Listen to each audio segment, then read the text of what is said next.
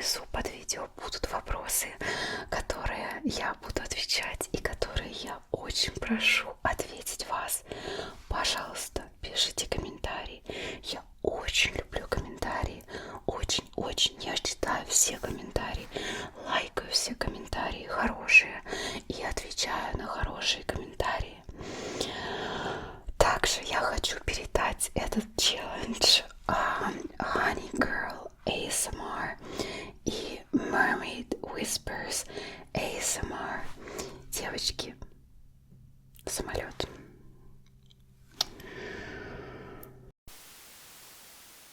Девочки, пожалуйста, я надеюсь, что вы сделаете этот челлендж и передадите челлендж кому-нибудь другому. Кстати, этот синий ёршик в кадре для привлечения внимания. Как вы думаете, что это такое?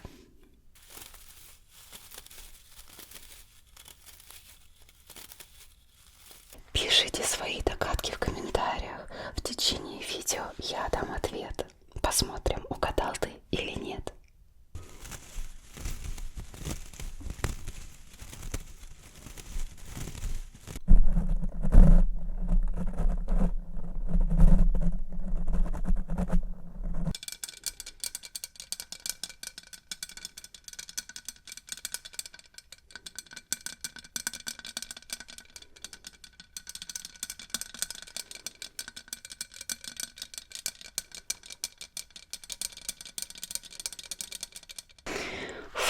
Это интро я записываю уже, наверное, 5-й раз, потому что это очень волнительно. Чтобы вы понимали, Китти Клав для меня это прям большая звезда. И так как она передала мне этот челлендж, значит, она будет смотреть это видео, а значит, уровень ответственности у меня где-то выше, чем гора Килиманджаро. Кстати, я даже не знаю, где Килиманджаро. Если вы знаете, напишите в комментариях. Так вот, в этом видео будет очень много шепота и очень много правды. Она, может быть, не всем понравится. Правда про меня, как я отношусь к АСМР. И вообще история, как я познакомилась с АСМР и что я думаю об этом в данный момент. Это правда, мне кажется, она может быть не очень приятная, но это жизнь и это моя реальность. Интересно, я вас заинтриговала или нет? Ладно, давайте начнем. Вопрос номер 1. Сколько ты смотришь АСМР? Я смотрю АСМР 2,5 года. 2,5 года назад я открыла для себя этот жанр. И через где-то 5 недель начала уже сама снимать видео. Так что мой срок 2,5 года. Вопрос номер 2. Как ты познакомился с АСМР? Я познакомилась с АСМР. У меня бойфренд был достаточно популярный стример на Твиче. И в один день он сделал шутку про АСМР. И я такая, а что это такое вообще? Я первый раз слышу. И тогда он мне показал на Твиче, по-моему, это была Амурант в тот момент. Сказал, да вот эта девчонка сидят, там что-то в микрофон шепчет. И тогда я впервые увидела, что это такое. Если вы знакомы с Амурант, то вы, наверное, знаете, что она такая очень красивая женщина, всегда с очень глубоким декольте, всегда очень настроена, так сказать, направлена на привлечение мужской аудитории. И когда я это увидела впервые в ее исполнении, я подумала, что это для мужчин. Кстати, я сейчас помню, я у него спросила, я говорю, а зачем это вообще смотрят? Он говорит, ну, наверное, говорит, пацанам приятно, когда им женщина в ушко шепчет. И я такая посмотрела на ее буфера, я такая думаю, ну да, наверное. И это был момент, когда я познакомилась с АСМР. Первый день. Это была Амурант. Вопрос номер 3. Зачем ты смотришь смотришь АСМР? Честно вам признаюсь, в основном я смотрю АСМР для того, чтобы увидеть, что делают другие авторы, вдохновиться их идеями и стимулировать выработку своих идей, так скажем. Признаюсь вам честно, наверное, только в течение последних нескольких месяцев я начала смотреть АСМР для удовольствия. До этого все свое время я смотрела АСМР в основном только с целью узнать, что делают другие, и подумать, что бы я сама хотела сделать. Да. Вы знаете, в АСМР я о себе напоминаю, наверное, жену, которая готовит для мужа мясо, а сама вегетарианка. Я, кстати, не вегетарианка, но я еще и не замужем, да. Потому что уже 2 года я делаю АСМР, но сама, так скажем, АСМР я не потребляю. Я пытаюсь как-то проникнуться этим жанром. Я пытаюсь въехать в этот жанр. Я пытаюсь его понять. И, так скажем, наверное, я начала его понимать только в течение последних, наверное, нескольких месяцев. И, наверное, только где-то в течение месяца я впервые начала смотреть АСМР для удовольствия. Для удовольствия именно расслабления, для успокоения, для какого-то... Я так поняла, что АСМР дает мне ощущение, что человек с экрана обо мне заботится, и что я для него важна, и что я как американцы говорят, in a safe place. Мне трудно на самом деле в этом признаваться, потому что это правда, она, так скажем, не очень, наверное, лицеприятная. По идее, я должна говорить, да, я так люблю АСМР, я начала делать АСМР, потому что этот жанр, он запал мне в душу. На самом деле это было не так. На самом деле мне было 30 лет, сейчас мне почти 33. Сколько мне было лет? Подождите. Мне было уже почти 31 год. И я не занималась никакой деятельностью. Если кто-то знает, раньше я какое-то время работала моделью для обложек книг. Но это было очень редко. И в основном никакой другой модельной работы я не делала. То есть я сидела дома, ничем не занималась. Как я уже сказала, у меня был бойфренд-стример, и я тусила на Твиче. Ну, в смысле, просто смотрела его стримы. И думала, чем заняться мне.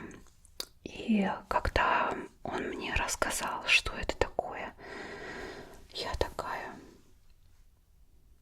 Сидит девка, дует в микрофон, декольте вывалила.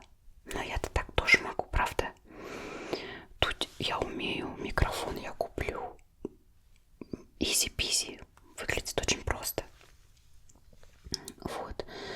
И я просто решила начать это делать, потому что я увидела opportunity, я увидела возможности, потому что в тот момент, не знаю, как сейчас, но в тот момент на Твиче было конкретно мало ASMR-стримеров.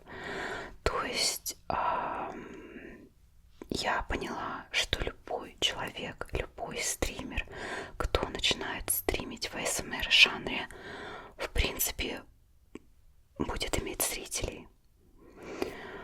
Как вы знаете, на Твиче на самом деле очень трудно набрать зрителей и как-то стать популярным, если ты играешь в игры, даже если ты очень талантливый игрок, стать популярным, ну, очень трудно. В ASMR жанре, по крайней мере, 2 года назад, стать популярным, чтобы тебя люди заметили, нужно было иметь, наверное, просто долю красивости и долю качества.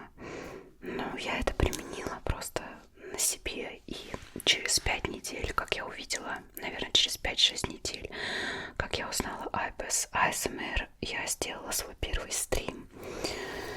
И моя теория сработала. На первом стриме, в концу первого стрима у меня уже было 40 зрителей, что для первого стрима вообще на Твиче это просто какие-то рекордные цифры. 40 зрителей на первом стриме. В общем, я хочу сказать, что мои стримы были достаточно популярны, если особенно соотнести время, которое я им уделяла.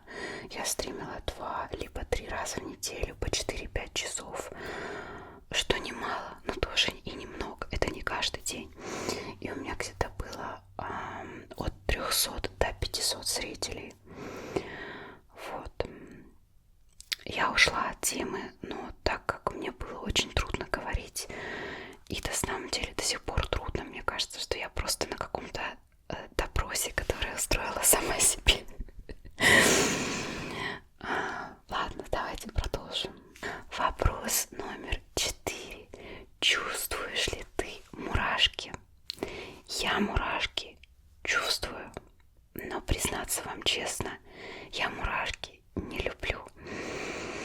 Да, это, наверное, еще одна ужасная правда обо мне. Я не люблю мурашки, и когда я обрабатываю собственные видео, иногда меня аж прям колотит от этих мурашек. Они мне напоминают, знаете,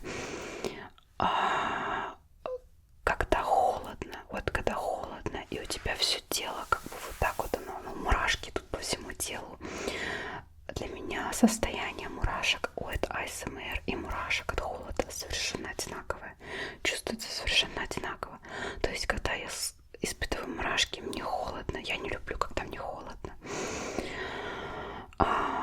Я когда переехала в Америку, я жила в основном в Лос-Анджелесе. Не в основном, а вообще, в принципе, я в Америке 13 лет. 10, 12, 11 лет я жила в Лос-Анджелесе. И Лос-Анджелес для меня был очень холодный город. Там всегда очень холодно, но мне. И раньше я, когда занималась немножко моделью, короче, была, пыталась быть моделью, так скажем, потому что не могу сказать, что я когда-либо была прям моделью, но я достаточно много фотографировалась. Я очень мало ела, и у меня была очень маленькая жировая масса. И в Лос-Анджелесе холодно, и когда ты очень худой, и ты мало ешь, ты просто мерзнешь ужасно. Я мерзла всегда и постоянно испытывала вот это ощущение мурашек. И с тех времен я запомнила это ощущение, и поэтому, когда я испытываю мурашки от АСМР, мне, так скажем, не очень приятно. Я надеюсь, что вы не выключили мое видео после моих откровений. Да. Вопрос номер 5. Твое любимое направление в АСМР? Я скажу, что мне, наверное, приятнее всего смотреть эстетически, так скажем. Мне приятно смотреть, когда крупным планом показывают, например, микрофон и какой-то триггер.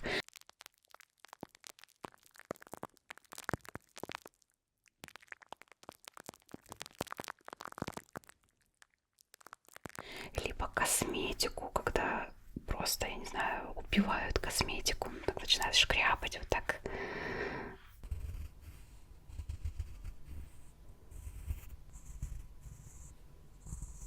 Еще когда качество прям такое хорошее, очень приятно смотреть это.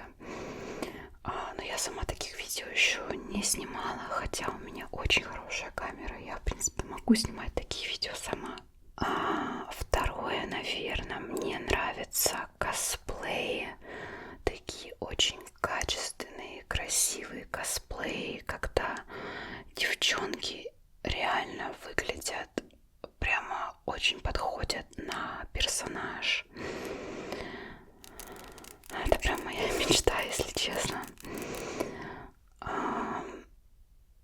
Мне очень нравится аниме-косплей от ASMR Mood.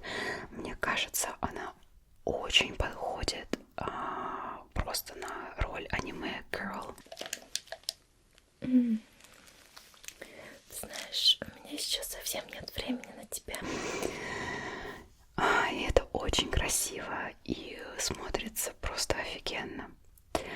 Что мне нравится еще? Еще какие видео? Мне нравится динамика, мне нравятся видео динамичные, какие-то видео смешные, такие тоже, как делает ASMR Mood. Мила умеет сочетать в одном флаконе сексуальность, юмор и какой-то динамичный, какой-то, так скажем, она ставит динамичный баланс всего: сюжет, сексуальность, юмор, красота, все вместе, и это прям какой-то очень вкусный коктейль получается.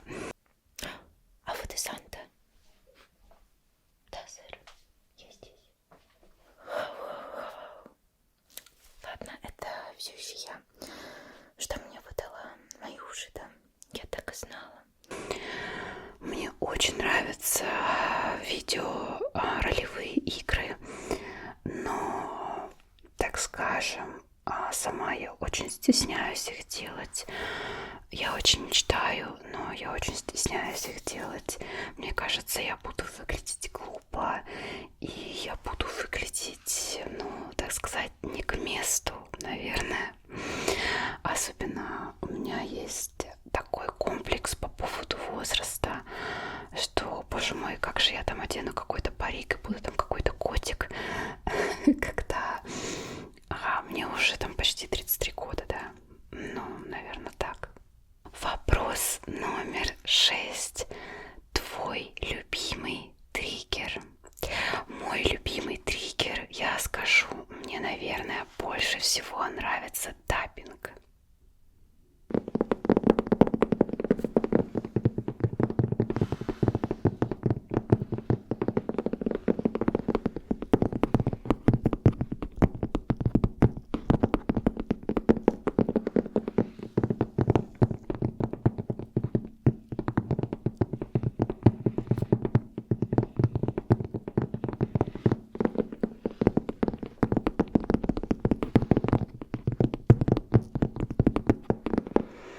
Причем таппинг по предметам таким, так скажем, немножко, которые, даже не знаю, как объяснить. Такое впечатление, как будто они как бы возвращают звук чуть-чуть обратно. Такие глухие, гулкие какие-то предметы. Например, если тапать по дереву, звук получится другой. А вот если какие-то косметички брать или какие-то такие вот сумочки, как вот это вот, да. Кстати, кто знает, что это такое?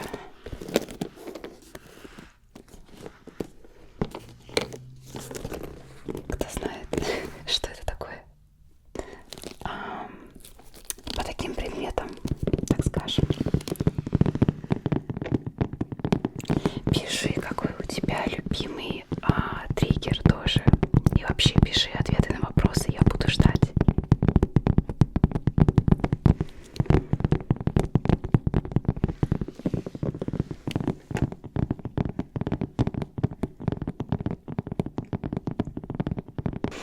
Одним из самых, наверное, сильных триггеров ASMR я считаю ликинг. К сожалению, ликинг на YouTube не приветствуется. И мои эксперименты, так скажем, с разными видео привели к тому, что мой канал, видимо, сейчас вообще находится в теневом бане от YouTube. Это тоже долгая история. В общем, впервые в жизни, когда я услышала ликинг, причем я сама записала, я думаю, так послушаю, да. То есть не у кого-то я посмотрела, а сама же проверила, как вообще моя запись на мне и сработает. Меня прям аж трясло, вот реально такие были сильные мурашки, что прям аж как конвульсии от ликинга. Так что, к сожалению, этот триггер не приветствуется на YouTube. Ютубе. Но у меня очень много ликинга на Патреоне. Просто, наверное, очень много ликинга. Так что, кому интересно, можете подписаться на мой Патреон. Вопрос номер 7. Твой любимый АСМР-артист? Ну или АСМРщик или АСМРщица, как все говорят. Не знаю, может, кого-то слово АСМРщица обижает, но меня вообще не обижает. Ну, во-первых, я когда начала впервые смотреть видео на ютубе, конечно же, первым делом мне выпала Китти Клав. Когда я подписалась на Patreon Китти Клав, я была в шоке, насколько человек трудолюбивый. Вот у нее столько контента, да. Я просто думаю, вау, как можно столько работать.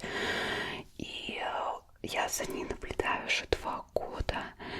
И просто вижу, что человек реально живет свою жизнь, просыпается, снимает контент, причем снимает как можно больше, потом обрабатывает как можно больше, отдыхает, такое чувство как можно меньше. И, конечно, наверное, спектр всех ее вообще ролей, даже не знаю, взять, вот сейчас вспомнила ее видео, где она жена и любовница. Мне кажется, это вообще гениальная такая идея. Пофиг, что ты взял выходной. Наоборот, даже отлично. Постелим с тобой ламинат в комнате. Там трещины такие, что просто тараканы в них застряют. Слушайте, мой хорошенький, конечно. Я тебе всегда рада. Опять со своей шваброй поругался. Или где она Детройт, косплей на Детройт. Приветствую тебя, испытуемый. Я Ангелина, симулятор воспоминаний людей, которые достались системе Китти Клав. Тоже очень интересно. Или это одно видео? Я что-то не помню. Ладно, не знаю. Сейчас вспоминаю Демона. При этом я не знаю, как она делает видео, что если она снимает 2 персонажей, у них голоса не накладываются. Какой ужас. Сестрица, над тобой только что надругались в фантазиях нашего уважаемого гостя. Какой ужас. Рэм, тебя только что безжалостно бесчестили в фантазиях нашего гостя. Это для меня вообще какой-то, не знаю, сюр. Мне кажется, Китти Клав без обид, мне кажется, the most hardworking ASMR creator on YouTube. Самый просто трудолюбивый и автор, который выпускает, мне кажется, больше всего видео, если смотреть в перспективе времени, да, потому что она выпускает, по-моему, сейчас 2 видео в неделю, но вообще 3 видео в неделю. Это просто вообще высший пилотаж для меня. Это первое. Второе, это, конечно же, ASMR Mood. О май гад. Просто я тоже ее нашла 2 года назад. У нее было 250 тысяч подписчиков. Сейчас у нее 525, что ли. Тоже это просто какой-то для меня, я не знаю, для меня это вот прям вот это элита, вот высший класс вообще, как можно делать что-то. Следующий, наверное, автор, который меня просто вообще поразил, это Пелагея. What's that? This is for me.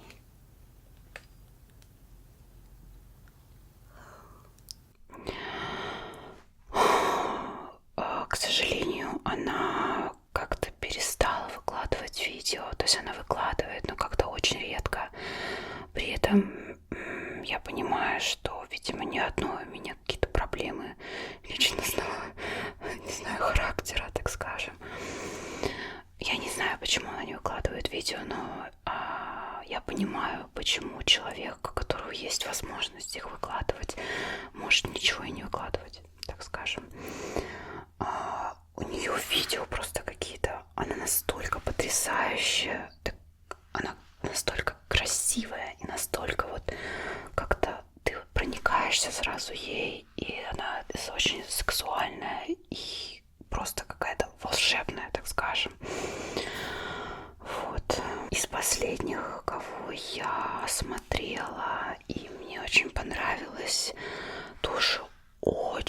очень-очень красивые девочки, просто какие-то сказочно красивые. Это Mermaid Whispers ASMR. Она русская по национальности, но она живет в Америке, то есть русский у нее это второй язык. Она говорит по-русски, но это второй язык у нее, поэтому она говорит с очень интересным и милым акцентом. Странно, вы не можете быть совсем как я. Вы не привидение. Раз моя кисточка через вас не проходит. И ASMR Honey Girl тоже, она какая-то у нее тут родинка, вот, и это просто, не знаю.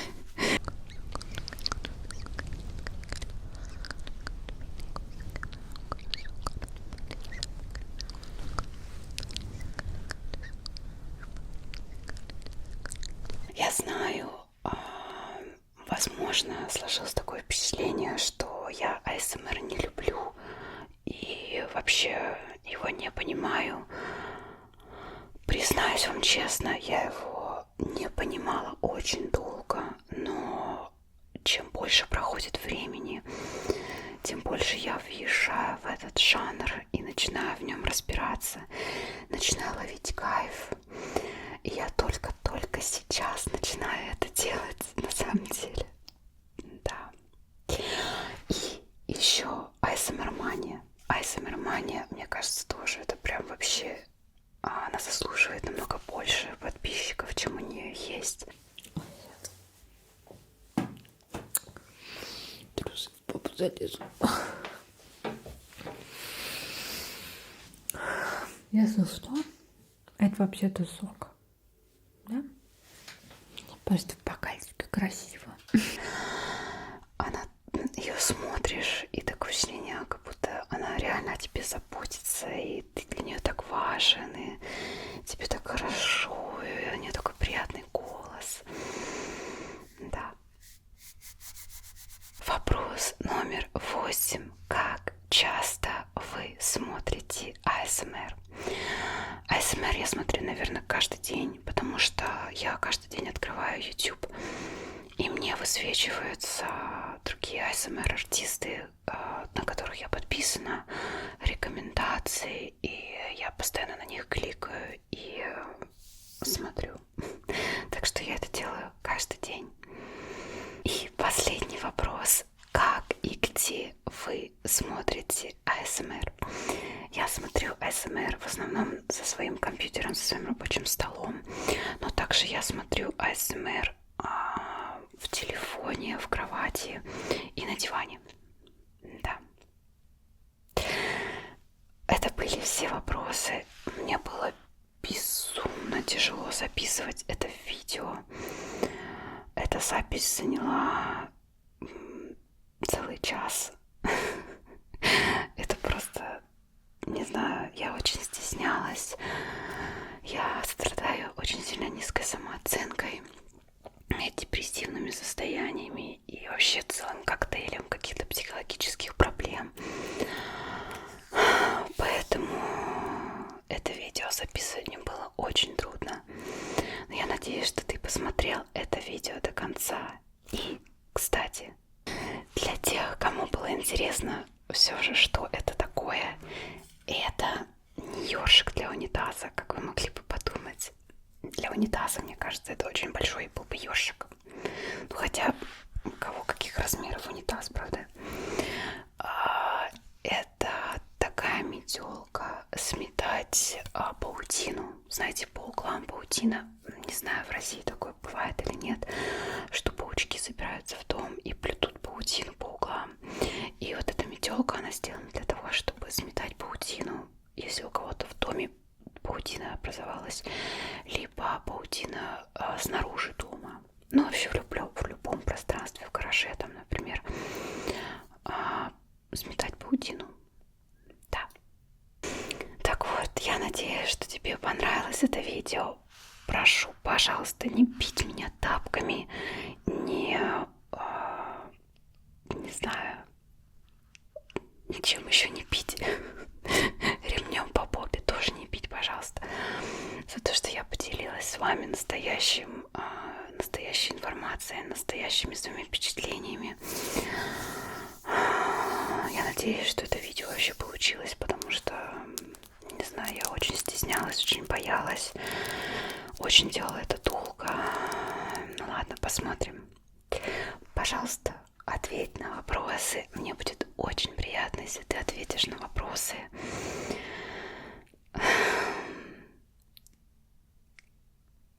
До новых встреч!